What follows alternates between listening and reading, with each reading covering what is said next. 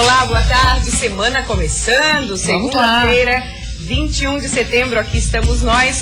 Gente, hoje a gente vai falar na hora de planejar um casamento, um monte de detalhe, a gente sabe disso, mas não podem faltar as fotos, não é mesmo? Uma recordação aí para a vida toda e que eterniza um momento super especial. Foi pensando nisso que o fotógrafo resolveu apostar em ambientes inusitados, como por exemplo embaixo d'água. Olha só. Os noivos têm que ter fôlego. A gente vai conhecer o trabalho dele no programa de hoje. E vamos falar sobre a Semana do Trânsito. Ações em todo o estado vão discutir legislação, mobilidade e outros temas. Hoje na capital foi a vez das crianças descobrirem como funcionam as leis de trânsito. A gente sabe dessa importância porque essa criança muda comportamento, inclusive dos pais, muitas vezes. No Olhares de hoje vamos falar também sobre saúde dos olhos. Muitas vezes eles podem não receber hidratação suficiente. É o chamado ressecamento ocular. Olha só, e vamos falar também sobre mau hálito. Existem mais de 60 causas que podem levar à halitose, mas em 90% das vezes o mau hálito é reflexo apenas de problemas de saúde. Vamos conhecer um projeto de arte e educação que estimula a troca de conhecimento através de rede social e de cartas. O projeto Karina encanta as crianças e adultos, eu já estou encantada. A gente já estava encantada só de olhar, né? Já. E falando em criança, uma feira do livro infantil aqui na capital quer despertar o gosto da leitura nos pequenos. O evento, que começa amanhã, terá contação de história e venda de livros com desconto. E o quanto assunto bom, então fica com a gente, estamos só começando.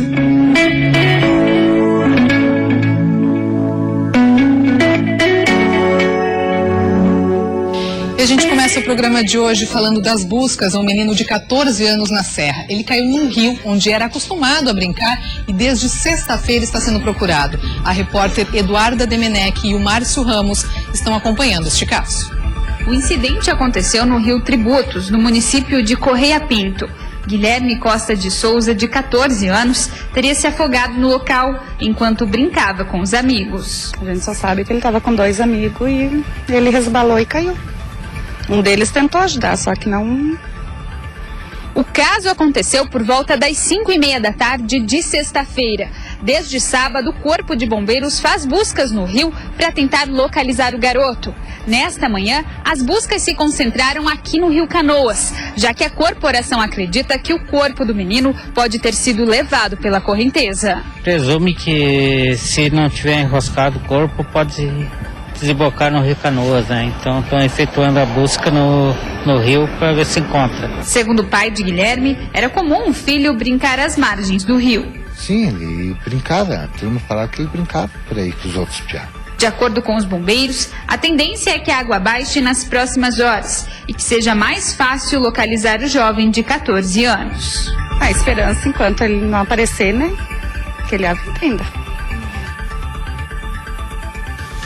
Para a pessoa com deficiência, nem sempre é fácil a inclusão no mercado de trabalho. Já para as indústrias, encontrar bons funcionários também não é tarefa fácil. Por isso, a Fiesc lançou uma iniciativa que quer ajudar as pessoas com deficiência a se inserir no mercado e as indústrias a preencher o quadro de funcionários. A ideia vai começar a ser colocada em prática em Chapecó. As indústrias são grandes geradoras de empregos. A maioria está sempre à procura de novos profissionais para preencher o quadro de funcionários. Mas essa dificuldade de suprir a demanda pode mudar no estado. A Federação das Indústrias de Santa Catarina lançou uma iniciativa que visa incluir pessoas com deficiência nas indústrias. Chapecó será pioneira neste projeto. A gente espera que a demanda de alunos com deficiência para os cursos do SESI e do SENAI aumentem. A gente espera que mais pessoas com deficiência se cadastrem para trabalhar, né? E que a sociedade em geral aumente a sua conscientização sobre a importância da inclusão de pessoas com deficiência. O projeto oferece todo o suporte necessário para a inclusão de pessoas com deficiência no mercado de trabalho, começando pela qualificação. temos meta até o final do ano de contratação, necessidade e a dificuldade dessas pessoas vir fazer o processo seletivo e a gente localizar, porque nós até temos um benefício, uma facilidade que prepondera sobre os demais para facilitar essa inclusão, esse processo seletivo. Mas a gente não encontra, e há poucos meses nós tivemos uma reunião também com empresários da região que manifestam isso. Para realizar o cadastramento é necessário que as pessoas tenham em mãos um documento com foto e um laudo médico apontando sua deficiência. De acordo com a responsável pelo Cine de Chapecó, essa será uma oportunidade para inserir no mercado de trabalho bons profissionais. Também cadastramos vagas que são exclusivas para pessoas e também outras vagas, né? Então, o nosso intuito também é incluir o trabalhador no mercado de trabalho e também oferecer à empresa a oportunidade de estar cadastrando suas vagas com o nosso sistema. Ficar sem crédito na praça não é nada bom, né? Ser devedor não é uma situação agradável. Por isso, a Câmara de Dirigentes Lojistas de Joaçaba vai ajudar quem está inadimplente a regularizar a situação. Uma campanha de resgate de crédito e para limpar o nome vai começar no próximo mês. A oferta de mercadorias nas lojas é grande e alguns consumidores acabam gastando mais do que poderiam, caindo na lista de inadimplência do comércio. Negativado no serviço de proteção ao crédito, o consumidor fica impedido de fazer novas compras a prazo. E em tempos de instabilidade econômica, onde nem sempre sobra dinheiro para pagar à vista, dá para imaginar a dor de cabeça que é precisar de algo e não poder comprar. É por isso que a Câmara de Dirigentes Lojistas lançou a campanha Resgate Seu Crédito, onde o consumidor poderá limpar o seu nome. Existia uma demanda dos próprios lojistas, tá? E até mesmo do consumidor. Tem aquele consumidor que tem o interesse de recuperar seu crédito para voltar a comprar. Agora nós estamos chegando às compras de final de ano, né? Tem mais 3 meses nós começamos. Então o consumidor tem interesse e os lojistas também têm interesse. Então a gente chegou num acordo, vai fazer essa campanha com juro zero para quem pagar à vista, né? E claro que há negociação também, daí diretamente com o lojista, a negociação se quer parcelar, vai ter a possibilidade e vai ter um juro subsidiado também. A campanha terá duração de 30 dias a partir do dia 1º de outubro.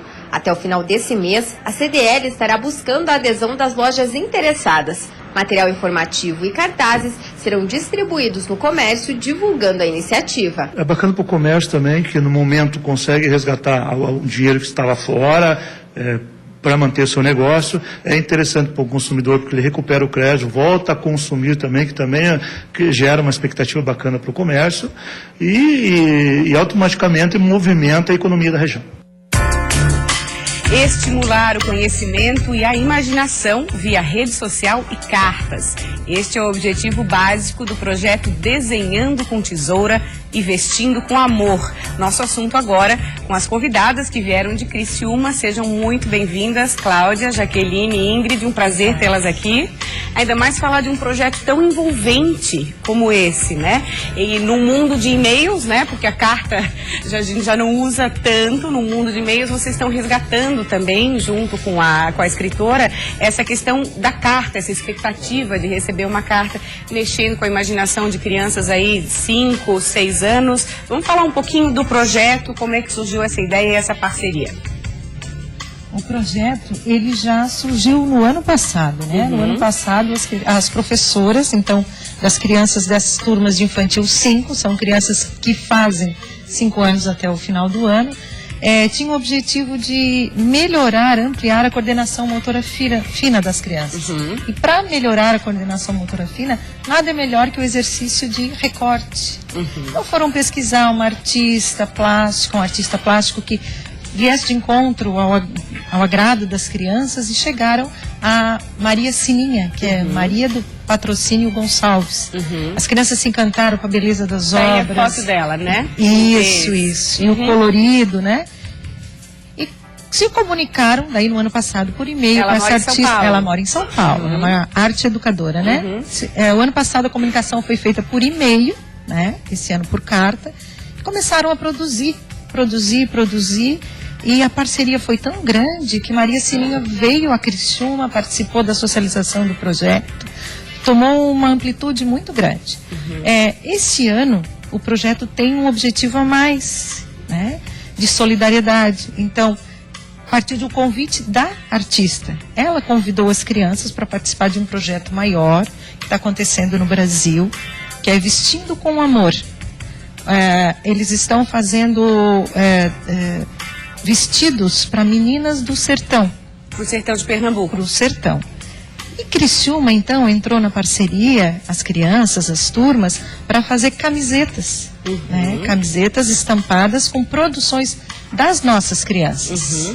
Vocês trouxeram uma aqui, eles devem ficar todos orgulhosos de ver a produção deles estampada, né, nas camisetas. Vamos mostrar aqui.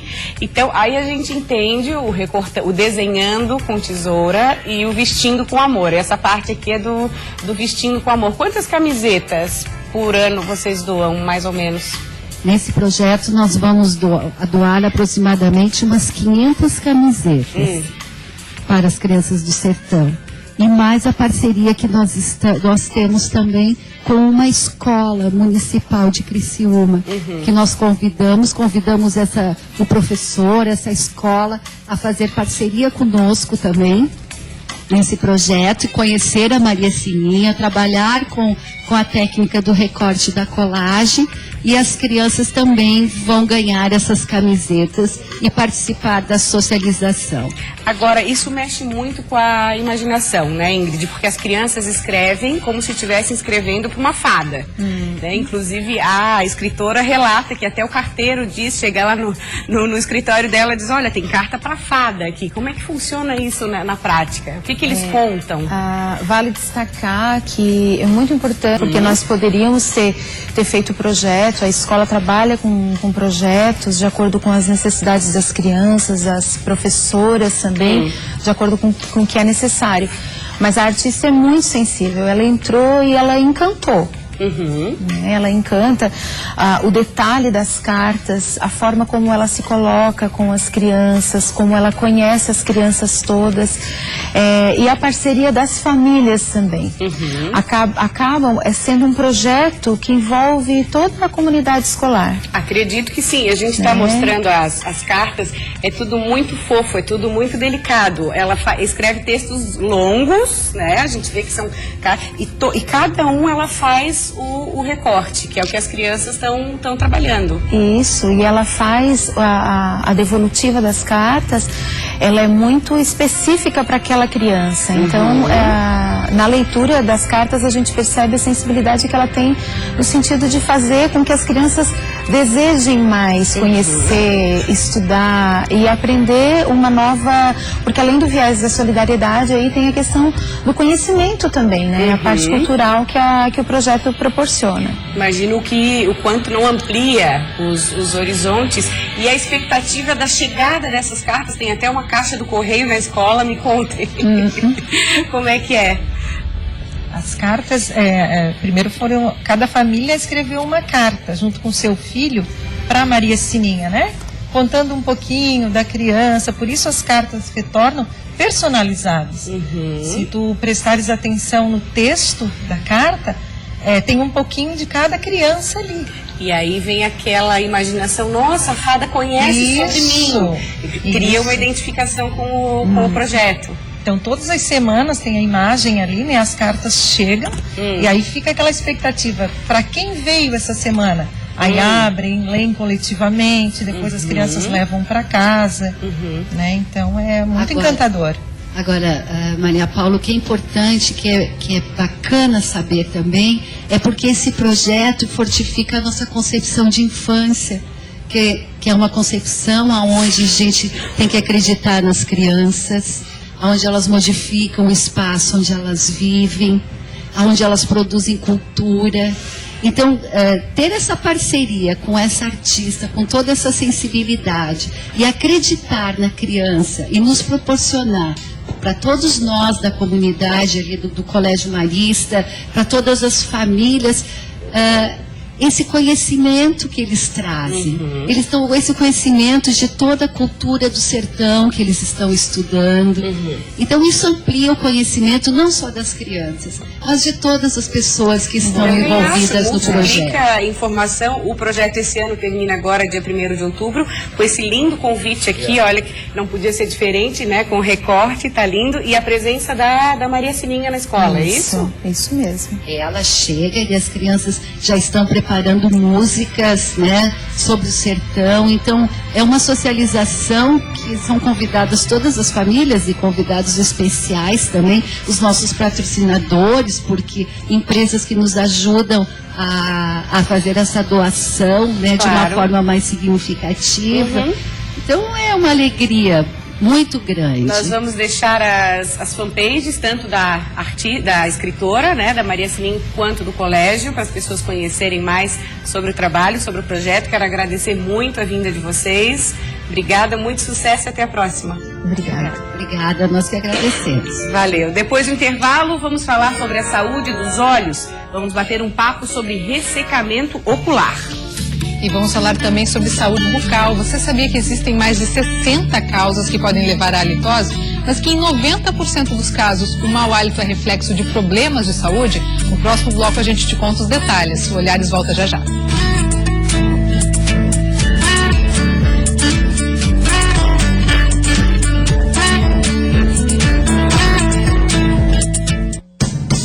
Olhares.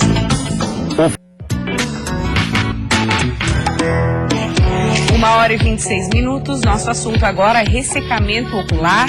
Dr. Ayrton Ramos, oftalmologista, é o nosso convidado. Seja bem-vindo, Dr. Ayrton, tudo bem? Tudo bem, obrigado pelo convite. Quando a gente fala em ressecamento ocular, tem a ver com o tempo seco ou as causas são outras? As causas são outras. Ressecamento ocular, para a gente, oftalmologista, é síndrome do olho seco. E tem algumas causas. São causas, podem ser locais, tipo conjuntivite, blefarite, meibomite, que acontece... E o que é? Acontece que há um entupimento das glândulas, onde as mulheres passam o lápis. Pode entupir aquelas glândulas e essa altera... parte aqui de baixo? Justamente, na base dos cílios. Tá. Ali é um problema local. Isso altera a qualidade da lágrima. Mas existem outras causas, como a menopausa, por exemplo, que altera a quantidade da lágrima, como também uso de anti-inflamatórios, antidepressivos e doenças reumatológicas, tipo artrite reumatoide, que pode causar alteração da quantidade da lágrima. Aí o olho fica bem seco mesmo. Quem tem, assim, né, eu tenho pessoas conhecidas que tem relatos de que é muito incômodo, né, prejudica muito na questão da visão. Uma das maiores queixas que a gente recebe das pessoas, principalmente senhoras, homens também acontece, mas principalmente senhoras acima de 50 anos, período de menopausa, é dor ocular, ardência, coceira, embaçamento da visão, às vezes até inchaço nos olhos. E elas vêm achando que é uma alergia. E, na verdade, muitas vezes é a alteração da lubrificação, então, ou seja, o olho seco. Esses sintomas que você falou, né, de coceira, de dor, já são causas do olho seco? São sintomas do olho seco. Entendi. É porque a lágrima, ela funciona como um lubrificante, como um hidratante. Então, o olho pisca, a pálpebra pisca em cima do olho e tem que ter um lubrificante. Se você não tem aquele lubrificante, o que acontece? Acaba que a pálpebra raspa no globo ocular. E raspando gera um processo inflamatório. E esse processo inflamatório, essa inflamação, é que causa que dão esses sintomas. E excesso, se a pessoa tem muita lágrima, se começa assim a produzir, também está relacionado a esse ressecamento? Não. Porque o lacrimejamento, na verdade, também faz parte dessa síndrome. Por quê? Porque quando a pessoa tem esse sintoma e gera o processo inflamatório, a glândula lacrimal, que ela produz o líquido, ela produz mais líquido para tentar lubrificar o olho. Já que está faltando. Porque a lágrima, ela não é só água. Ela é uma combinação de lipídios, de água e de mucina. Quando desequilibra alguma parte da lágrima, acontece a alteração da lubrificação ocular. Não é que o olho não é que é só a falta de lágrima, é uma alteração da lubrificação. A lágrima não fica com qualidade também. Então a glândula entende que tem que produzir mais líquido, acaba lacrimejando. Mas na verdade o problema todo faz parte da síndrome do olho seco. Entendi. E tratamento? Aí a gente pergunta, é só colírio? Tratamento, tem que usar colírio, indicado pelo médico, que eu sei que é um perigo usar o colírio A, B ou C, indicado pelo amigo. Justamente, a automedicação nunca é bom. Então, o uso do colírio é importantíssimo. Tem vários tipos de colírio. Colírio lubrificante tem vários tipos, quer dizer, o médico vai indicar aquele tipo onde o problema existe. Se for um problema de menos água na lágrima, se usa um colírio específico para isso. Se for um problema de menos lipídios, se usa outro colírio também lubrificante para esse tipo de problema. E se há uma inflamação, se entra com anti-inflamatório também. Em casos muito severos, quando a pessoa não tem lágrima, por exemplo, quem tem artrite reumatoide, a tal de doença de Sjögren, a gente às vezes tem que ocluir o ponto lacrimal, para aquela pouca lágrima que existe não ir embora pelo canal da lágrima. É uma cirurgia que faz o quê? Desobstrui? Não, a gente tem um plug específico que a gente coloca.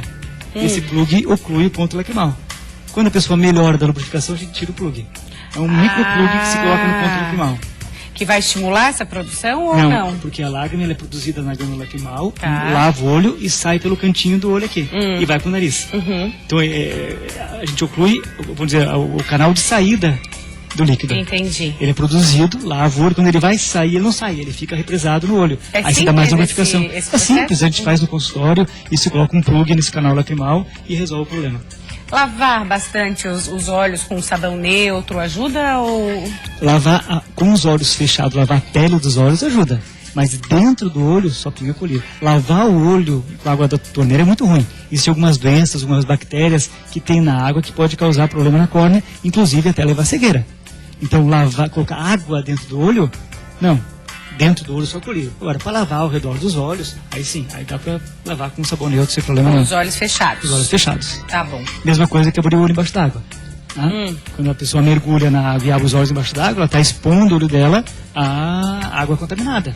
Isso pode levar a infecção, a conjuntivite, a ceratite ou até problema de visão mesmo. Então é bom ter um óculos de mergulho ali de proteção. Por isso os nadadores profissionais sempre usam óculos de mergulho. Não é para chegar melhor, mas também para poder proteger os olhos. Tá bom. Muito obrigada mais uma vez aqui no Olhares. Um prazer recebê-lo. Obrigado, prazer. Até a próxima. A gente continua falando sobre saúde, né, Karina? É isso mesmo. Agora, saúde bucal. O mau hálito é um problema que atinge muitas pessoas e que pode criar muitas limitações no relacionamento interpessoal. São mais de 60 causas que podem levar à halitose, sendo que a maioria delas está relacionada à saúde bucal. Por isso, a prevenção é fundamental. 30% da população brasileira possui mau hálito. Um problema que gera muito constrangimento e costuma ser percebido pelas pessoas que convivem com quem tem halitose. É uma situação bem delicada. Se fosse bem próximo, eu falaria sem problema. E se fosse distante, poderia dar uma dica, né? Se eu conhecesse a pessoa, eu chegaria assim, tipo, na brincadeira. Digo, a amizade continua, mas vou te dar um conselho. E ainda dou dica, né? Existem mais de 60 causas que podem levar à halitose, mas em 90% das vezes, o mau hálito é reflexo de problemas na saúde bucal. A questão da salivação, né? Diminuição do fluxo salivar ou aumento da viscosidade da saliva, já que a saliva faz esse processo de limpeza da cavidade bucal. A cárie dentária, né? Bem importante, que a cárie dentária pode provocar um quadro de halitose. A saburra lingual, que é o acúmulo do biofilme dentário sobre a língua, né? Isso causado por fatores até anatômicos da língua, a falta de higiene propriamente dita da língua, questões de prótese dentária, né? Muito antigas, porosas, que acumulam biofilme, as doenças propriamente ditas dos tecidos de sustentação, a periodontite, a gengivite, feridas cirúrgicas em processo de cicatrização que não é feita higiene adequada. Alimentos com cheiro forte, muito condimentados ou gordurosos contribuem para o mau odor na boca. Além disso, o uso de alguns medicamentos, o hábito de fumar e de consumir bebidas alcoólicas também comprometem o hálito. Segundo a dentista, além de conhecer a causa, alguns cuidados são fundamentais para a prevenção. Utilizar o fio dental, fazer as escovações após as refeições, utilizar os limpadores de língua, é bem importante que a gente comentou sobre essa burra lingual, né, que esse acúmulo, então, o uso dos limpadores de língua, né, bem importante como coadjuvante, né, dos processos normais de higiene, né, da escovação, do uso do fio dental. O uso do fio dental também previne essas doenças inflamatórias dos tecidos de sustentação do dente, né, da gengivite, da periodontite. Beber muita água, que principalmente pessoas que têm esses problemas de salivação é orientado a beber muita água, ficar atento, pessoas que têm próteses muito antigas, fazer a higienização correta das próteses, utilizar alimentos que estimulem a salivação, alimentos mais adstringentes, como a maçã, que é bem conhecido, né? Toda semana a gente te dá aquela super dica que vai deixar sua casa ainda mais bonita. E é claro que é a Mazotti, uma loja de móveis de qualidade, requinte e bom gosto e que combina com o seu estilo. Você vai ficar encantado com a variedade de móveis para dormitório e decoração.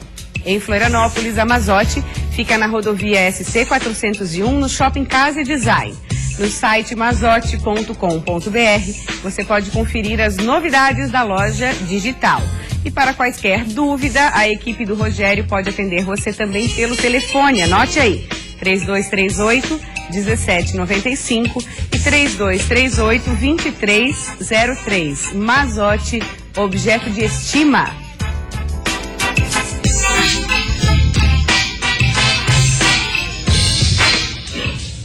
E o calor acima da média para a época do ano tem sido sentido muito pelas plantas. As temperaturas altas provocaram perda de até 80% na safra de pêssego de Santa Catarina. Sol, calor, temperaturas acima de 30 graus. Esse clima prejudicou o desenvolvimento dos pêssegos. Nesta safra, eles floresceram fora de época e muitos frutos já estão grandes nos pés. Para este engenheiro agrônomo da EPAGRE, os prejuízos no estado chegam a 80%.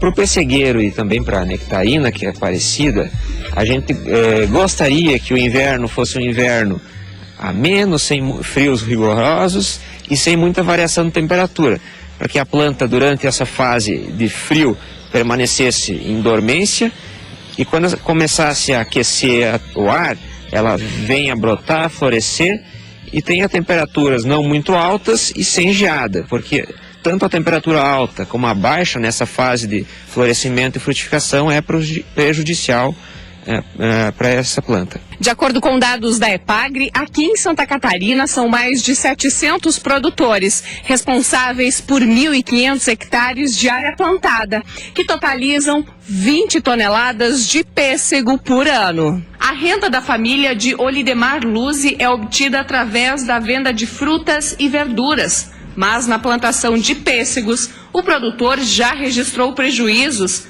o que acaba prejudicando a safra deste ano. A gente fez a nossa parte, desde o começo fez a nossa parte, poda e tudo, e a gente está à mercê do clima, do tempo, né? E esse ano parece que não está bem equilibrado, então a gente tem que aguardar. Segundo especialistas, com as estações do ano indefinidas, a maior parte das regiões de Santa Catarina devem comprar a fruta principalmente do Chile, mas o preço para o consumidor nos próximos dias deverá aumentar. No próximo bloco, uma entrevista com um fotógrafo que propõe lugares inusitados para fazer os ensaios, como, por exemplo, embaixo d'água. Olha só que bacana. E uma feira de livro infantil acontece na Grande Florianópolis com contação de histórias e livros com até 50% de desconto. O evento quer estimular a leitura entre os pequenos. Não saia daí que o Olhares volta já já.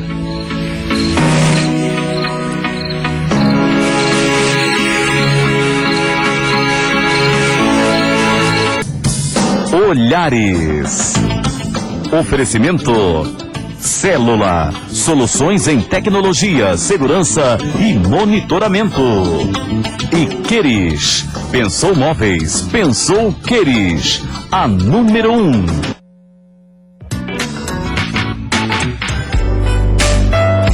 Hora e 40 minutos, hora da gente conhecer uma proposta diferente, gente, em relação aí a fotos de casamento e fotos de gestantes. O autor disso é o Bruno, que está aqui com a gente. Bem-vindo, tudo bem, Bruno? Tudo bem. Você trabalha com foto há 8 anos. Isso, exatamente. Como é que surgiu a ideia de fazer essas fotos um tanto quanto inusitadas? Eu acompanhando um trabalho de um americano chamado Clark Little, né? Que propõe umas fotos de onda, e eu comecei a pesquisar um pouco mais e trazer esse tipo de fotografia para o trabalho que eu trabalho, para o meio que eu trabalho hoje, né? Que é casamento. Então, encontrei, como diz, alguns noivos bem malucos que toparam entrar na água para poder fazer esse tipo de foto. Por exemplo, não deve ter sido fácil. Então, ela parece uma sereia. Esse foi bem especial para mim, foi um Trash the Dress que eu fiz em Punta Cana. Uma água transparente, num local chamado Oi Azul, foi muito legal poder levar esse casal para lá. E uma coisa bem interessante desse casal, a noiva não sabe nadar. E ela topou entrar na água e depois falou a respeito, né? Bruno, eu não sabia nadar, mas a proposta era muito boa, então vamos lá, vamos ver o que vai dar. Coragem, o que a gente não faz por uma foto? O que a gente não faz? E essa? Então, esse é um casamento que eu fiz em Lages e eu gosto muito de captar imagens que demonstram emoção, né? No caso dessa, a noiva estava enxugando um pouco das lágrimas do noivo, né? Ele estava bem emocionado no dia. Querendo ou não, casamento a gente retrata muito o sonho do casal. E é importante esse olhar, assim, além de um simples clique, né? Eu acho que a sensibilidade de vocês contribui para isso, para pegar o momento. É verdade. Eu digo que a espontaneidade ela acontece naturalmente durante o casamento, porque não existe nada que a pessoa possa falar, tem que ser assim, tem que ser assado. Enfim, a pessoa está chorando lá e ele vai agir conforme tem que agir. Vamos voltar um pouquinho, por favor, que a gente não falou daquela linda que tem esse cenário tá maravilhoso. Então, isso aí é um pôr do sol lá no Ribeirão da Ilha. É muito legal esse efeito minimalista, né? Que você consegue deixar o casal ou a pessoa que está sendo fotografada num tamanho menor e trabalhar muita silhueta, né? Pegando muitas cores. Eu gosto muito de cores, então tanto o nascer do sol como o pôr do sol é uma coisa que eu busco muito na minha fotografia. E explora essa paisagem maravilhosa, né? É verdade, é verdade. Não foi muito fácil fazer, porque fazer os noivos subirem naquelas pedras ali... Com o sol se pondo? O sol se pondo. E tem que ser rápido, porque se põe rápido. É verdade, o sol ele... Esses bastidores devem ter um monte de história para contar. Com certeza. Como é que foi? Nesse, por exemplo, onde é que Então, esse aí é mais um ensaio Trash the Dress feito na Praia do Matadeiro. A gente teve grande sorte de pegar uma água também bem cristalina. E foi num dias de inverno, então normalmente os noivos toparam entrar na água. Falei que ia fotografar algo congelado e tinha uma necessidade de retratar, vamos dizer assim, o frio que eles passaram naquele dia. Tava frio? Tava muito frio. Mas o sol aqueceu e eles toparam e o resultado ficou como vocês podem ver aí. Na hora que eles olham, eles nem lembram do frio que passaram, assim, porque o resultado realmente é muito bonito. É verdade, né? Quando a gente fala um pouco a respeito de fotografia de casamento, a gente está tratando muito do sonho do casal. Então, antigamente a gente falava muito a respeito de fotografia, a fotografia era alguma coisa muito tradicional, posada. Aquelas fotos posadas. Exatamente. Isso. Hoje o mercado tem buscado muito esse fotojornalismo em casamento, né? Uma coisa mais descontraída, trabalhar a grande sonhada espontaneidade entre o casal, né? Então, no meu trabalho eu tento buscar muito isso, a interação entre eles para gerar essa espontaneidade. Vamos ver as próximas. Tinha uma ali de uma noiva, eu acho que você trabalhou a questão da luz e da sombra. É verdade. Tava pegando uma luz de janela muito bonita no momento de making off, ela estava praticamente pronta. Aquele nervosismo que fez ela dar aquela risada bem legal, bem gostosa. Nossa, esse sorriso tá assim, tipo, o dia mais feliz da minha vida. É verdade, é verdade. Pelo menos eu leio assim. Vamos ver uma próxima, vamos ver se tem mais.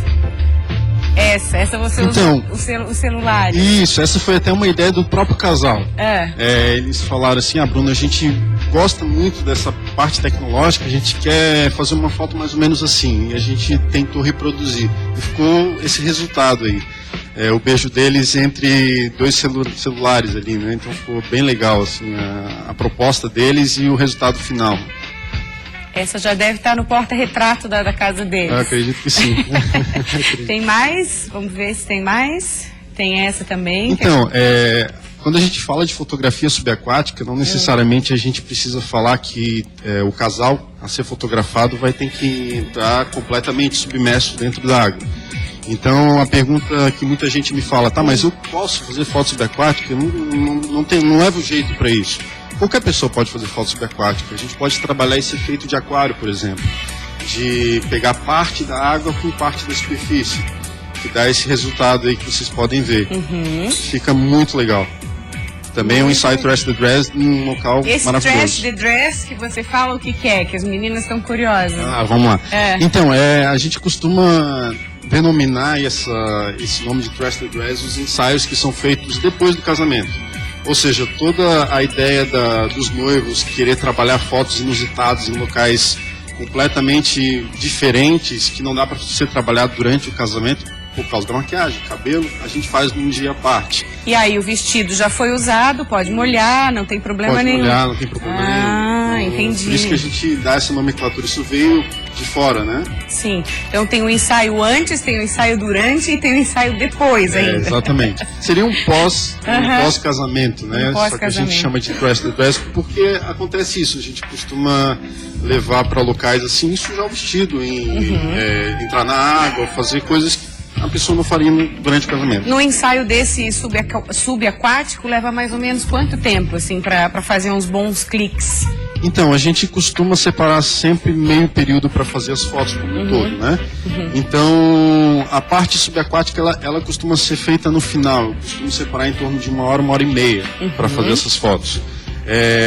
Como eu digo, não é uma coisa tão fácil, mas todo mundo pode fazer fotos subaquáticas. Muitas vezes o cabelo vai na frente do rosto, então a gente tem que fazer alguns cliques, elaborar algumas fotos diferenciadas e com esse equipamento que eu adquiri para poder realizar esse tipo de foto, eu consigo trabalhar esse tipo de imagens diferenciadas, não necessariamente só dentro da água, né? O equipamento agora não é um objeto a ser preservado, enfim, a água pode ser molhada, enfim, é uma coisa bem legal. Tá ok, Bruno, quero agradecer muito sua vinda aqui, divulgar esse trabalho bonito, eu parabéns. Agradeço, muito obrigado. Nós descobrimos o Bruno no Instagram, quem quiser conhecer mais o trabalho dele, @Bruno Messina, com 2 S's. Isso. Bruno Messina, tem no Instagram ali também os contatos dele. Obrigada e até a próxima. Muito obrigado. Estamos na Semana Nacional do Trânsito, é isso, Karina? É isso aí, que começou com diversas atividades aqui no estado. Em Florianópolis, mobilidade urbana, segurança e legislação estão entre os temas da programação, que é também voltada para diversas idades. Hoje pela manhã foi a vez da criançada aprender sobre as leis de trânsito. Uma manhã dedicada à educação no trânsito. Jovens aprendizes e alunos do SEST-Senat aprenderam mais do que aulas de direção.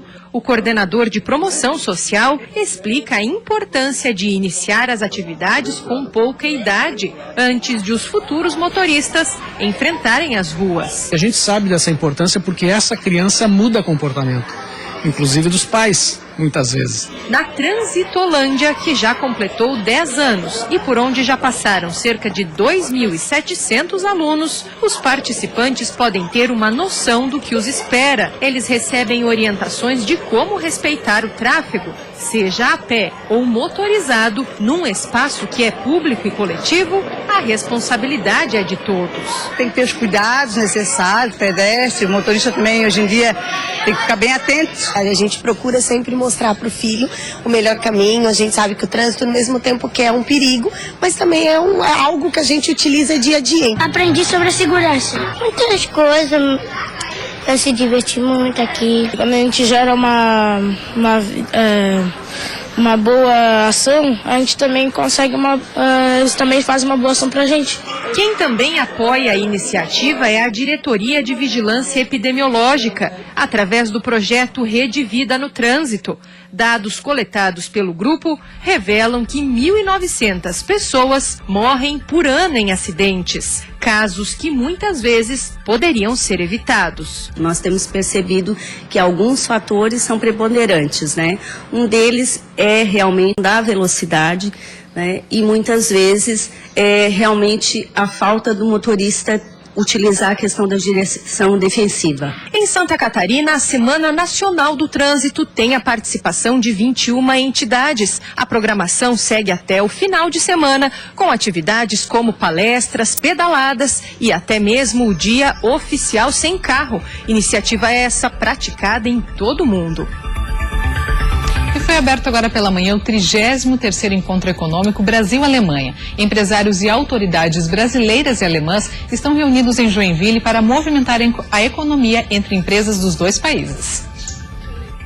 Como acontece todos os anos, uma vez em cada país, Brasil e Alemanha estão reunidos para discutir oportunidades de negócios.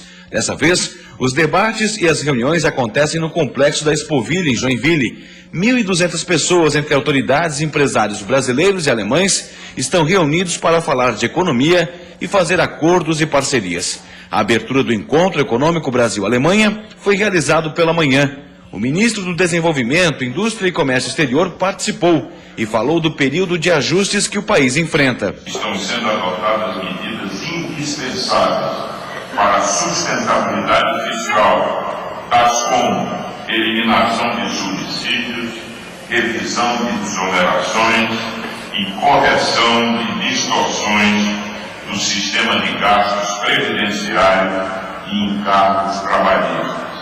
Esses ajustes requerem sacrifícios no curto prazo, mas irão oferecer à frente maior previsibilidade e estabilidade à economia, o que é crucial para a retomada do crescimento econômico. O vice-ministro de Economia e Energia da Alemanha ressaltou a importância das relações econômicas entre os dois países. Já o presidente da Federação da Indústria Alemã destacou a força de Santa Catarina na economia brasileira. Santa Catarina é uma região de ascensão cada vez mais interessante para as empresas alemãs e vive um momento muito mais favorável que o restante do país, disse ele. A instabilidade econômica que vive o Brasil norteou muitos dos discursos feitos pelas autoridades presentes, entre elas os presidentes da CNI e da Fiesc. Uma das alternativas que nós temos para superar a crise, sem dúvida, é o mercado externo, porque o mercado doméstico, como sabemos, está muito contido. E neste sentido, nós estamos fazendo um trabalho para trazer para Santa Catarina o que a Alemanha fez. Ela valorizou as suas pequenas e médias empresas que passaram a ser exportadoras. Este será um tema que debateremos muito. Essa é a terceira vez que Santa Catarina cedia o Encontro Econômico Brasil-Alemanha. Florianópolis em 1984 e Blumenau em 2007 já sediaram o evento. Aqui em Joinville o encontro segue até amanhã. Além de participar de rodadas de negócios, uma comitiva de empresários alemães vai aproveitar a vinda a Joinville para fazer uma visita técnica em um condomínio industrial. Amanhã, autoridades dos dois países também vão se reunir para a 42ª reunião da Comissão Mista Brasil e Alemanha. E começou hoje em Itajaí a primeira festa da literatura infantil. O evento, que vai até o dia 26 de setembro, acontece na Casa da Cultura Didi Brandão e faz parte da Lei Municipal de Incentivo à Cultura. Nessa primeira edição, a festa traz lançamento de livros, conversa com autores, espetáculos teatrais, além de uma maratona de contos. Nesse primeiro dia da Felisc, a programação conta com o lançamento do livro Cidade da Chuva, de Humberto Soares, até às 2h da tarde. Isso é, daqui a pouquinho, ainda dá tempo de correr lá, né? E às 4h haverá uma conversa com o escritor Ilan Breman, considerado um dos mais importantes autores de livros infantis do Brasil. A programação completa está no site da Prefeitura de Itajaí e a entrada no evento é totalmente de graça. Legal, e a gente segue aqui no Olhares falando de literatura. A Feira do Livro Infantil, gente, acontece de amanhã até o dia 25 de outubro, em São José. Quem está aqui com a gente é Rosinete Verri, é um prazer recebê-la, tudo bem? Obrigada, eu que agradeço. Tem bastante tempo, então, para ir lá visitar, até dia 25 de outubro. Sim, tem bastante tempo. E o que vai ter de novidade nessa Feira do Livro, que é sempre tão esperada, né? Reunir tantos autores, tantas propostas de livro diferente. O que tem esse ano, assim, que vai chamar mais a atenção da criançada? Então, na verdade, além do espaço de 50 metros quadrados, que a gente saiu de dentro da loja e foi ali para o corredor, né, do Shopping Continente, inclusive é uma parceria da Livraria Catarinense com o Shopping Continente, no corredor da ReHap Brinquedos, né? E a gente vai ter, além da venda de livros, inclusive a gente tem uma variedade de livros, em torno de 5.000 títulos, com descontos de até 50%. E além da venda, a gente vai ter espaços para a hora do conto. A gente vai ter um espaço onde as crianças podem ir brincar, tem espaço para elas sentarem, né, olharem os livros. A gente vai ter agora, já na abertura, no dia 26, a contadora de história é Tia Tina, inclusive. A Tia Tina, a gurizada adora. Adora, né? Ela faz um projeto com a gente, até porque a gente tem um projeto dentro da Livraria Catarinense da Hora do Conto, que acontece independente de feira, todas as nossas filiais. E ela vai estar lá agora, dia 26, às 15 horas, contando um pouquinho, apresentando um pouquinho as suas histórias para a criançada. Essa contação de histórias nós já mostramos aqui no Olhares, é impressionante, assim, Elas não piscam, as crianças, porque não é só contar a história, é toda uma forma lúdica e envolvente do tema, é muito bacana. Sim, né? Elas se fantasiam, entram nas histórias.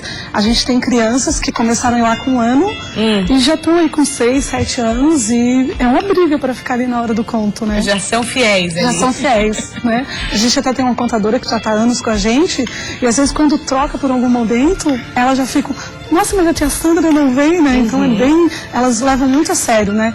E que eu acho que é muito importante, né? Acho que nessa era que a gente está aí, onde as crianças ficam mais voltadas para a era da informática, dos tablets, né? Então eu acredito que se o pai consegue atrair a criançada para começar desde cedo essa questão da leitura, né? Eu acho que isso é muito importante. Da imaginação, você acompanhou no primeiro bloco que a gente mostrou o projeto recortando, desenhando com tesoura, né?